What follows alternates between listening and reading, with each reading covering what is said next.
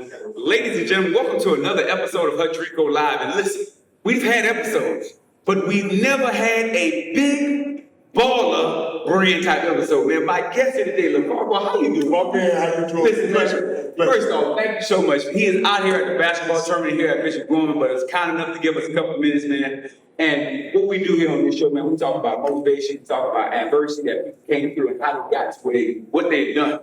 And you have built a whole brand. Yes. Like you have taken being a dad to the whole next level. Right? How did we do this, man? When did this vision first start for you? This vision been with me for a long time. Like I said, you can have all this stuff, but if you don't get the opportunity and you don't have the vision, you can't look beyond it. I always thought, like the NBA is 95% black. And nobody own that. I said, when I come and leave my boys, we don't have my own brand. Here we are. And here you are. And now, mind you, listen, I'm going to start calling, now see, some of my younger viewers, you may not know this, I'm going to start calling you Mr. Cleo, because when, back in the day, Cleo used to tell people their future. You said, all three of my boys are going to be in the league. Right. And guess what?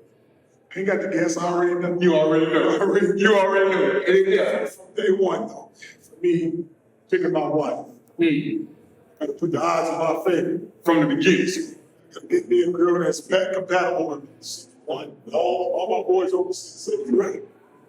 And you have that determination and you got that significant other they roll, which is what it turns out. So basically, this is the plan from the Hudrico. You knew already how you was going to get that. From day one, man, I had a lot of little shows. I think that they went for this purpose. And you said, I knew what I was doing. Yeah, I already knew what I was doing. Everybody want to be down with ball, but no.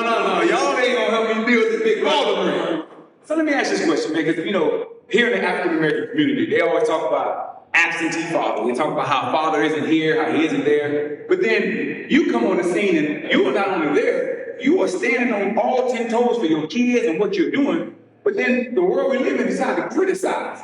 How do you... To have to deal with these kinds of ignorant distractions, is deplorable. They should look at their sources and do a better job of determining whether they have any merit or any validity, or are they just blowhard loudmouths? That's what I'm saying. You got that? You deal with that knowing you just doing what you can for your boys. I don't even deal with it. I know what my family know what I'm about. I know what they're about, so I don't worry about them outside. They want to create that narrative. A lot of fathers just being good, they just don't have the platform. It's true. So whether they do good or bad to their kids, you'll never know. What I've admired about it the most is I always tell my kids, my students, and people I'm involved with, you got to have conviction for what you're trying to do. You had conviction from day one. Like when so many people try to deter you, what did you find to say, you know what? No, y'all not taking this away from me. That's from day one. And I don't worry about what everybody else is thinking on the side, so it never deterred me from coming. I have a vision, I'm gonna do what I want. Okay. So people on the outside, they can't stop me. So what advice would you give to the next young father who's bringing up his next son, who maybe he picked that right girl, he's trying to do this thing, for some of the stuff you went through to get to where you are? What would you tell him? I said you gotta have a passion for whatever you're doing.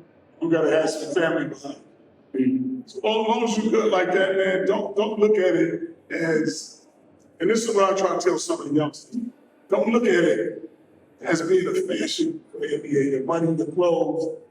Really want to do that. Because if you just in it for the money, I never told my boys, you get 18, 19, you'll be millionaires, you have a lot of money. I always told them that somebody got to be better than Jordan, why not you? So that's the only thing I told my boys. But if you're doing it for the money, you can do some other things for some money. So what are some of the common mistakes that you see? Like, for example, like tonight, LeBron James' son out there, doing his thing. We got some of these other young kids, but these young athletes who trying to reach the level that your kids and your family have reached, what advice would you give them? My advice is don't put that carriage in front of that horse. Don't be looking at all this pro stuff and the opportunity that certain people have. So you got to step off and you got to understand being realistic about it. So we got to have a certain plan. My last question for you, I don't want you to miss 1 minute of this game is going down.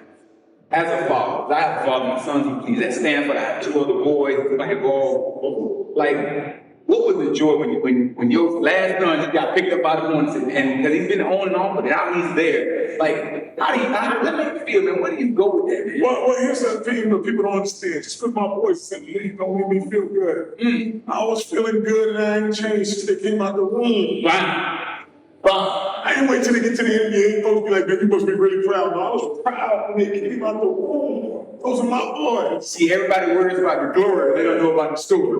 And so from day one. Man, it's a lot of work put in, but somebody asked me the other day, they said, man, I understand the sacrifices that you did for your boys. Well, that's the story y'all want. I ain't had no sacrifices. I had a passion, I did it, and it was fun. It wasn't like I had another job and come home at 6 o'clock and be like, let's shoot some free throws, let's do some layups. I was there from day one. I had a lot of fun with my wife. My voice was a family affair. And now the family that has worked together, has prayed together, and stayed together, and they reached their goal, man. This leads to my final time out. For my final time out, ladies and gentlemen, listen, he told you got to have that conviction from day one. You got to set in your mind that this is what I'm going to do, and nobody, not your mama, daddy, man, woman, child, and or beast, can stop you from reaching that goal. We like to thank God, yes, Lavar, man. Listen, man, I'm not giving you some of this. I'm not giving you some big baller brand stuff, man. You know, a big interview, we got to get us some big baller brand, man. Y'all go in. Where can they get their stuff, man? For all of you guys watching. BigBallerBrandInc.com. BigBallerBrandInc.com. Get that Big Baller merch. Boom. Thank you. And that's another episode of HudricoLive in the books. Thank you so much. Yes, indeed. My brother. Thank you, man.